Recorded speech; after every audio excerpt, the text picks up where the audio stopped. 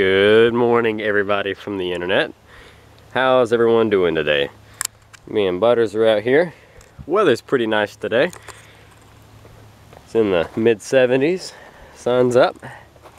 We are just patiently awaiting to see they've evacuated Charleston. They started this morning at 9 o'clock. Hurricane Matthew is riding up the eastern seaboard. So we're gonna see how that plays out for the coastal states. But right now, it is beautiful. So Ed's old truck has broke down on him again. I know I didn't tell you about it the first time, but the crank position sensor went out. That's a 6.7, I think, turbo diesel in his F-250.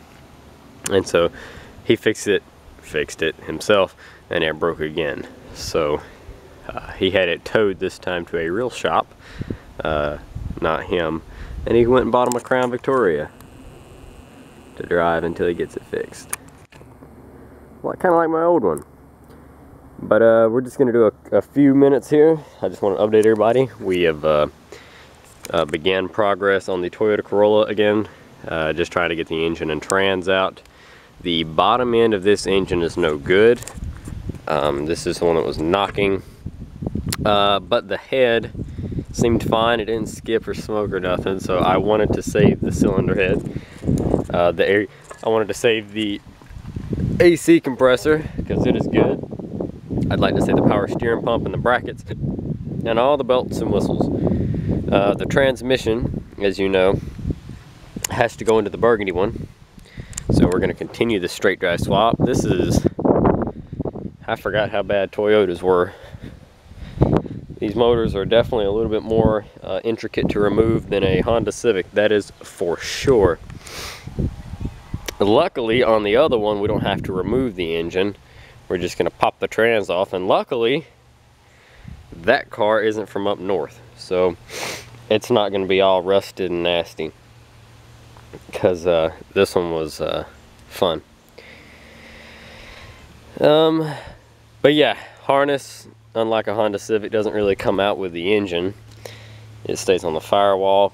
Also, we left the axles in there and popped them out individually because I couldn't get the axle bolts out there that bad. I'm not even going to save these. We're just going to buy new axles. That was fucking ridiculous.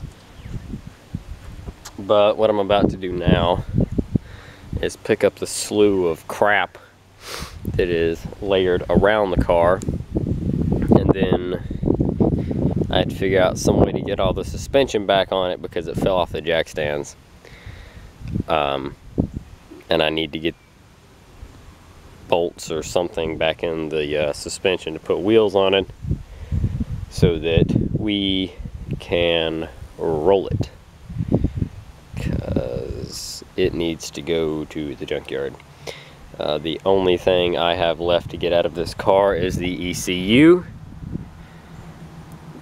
the shifter linkages, and the clutch pedal assembly.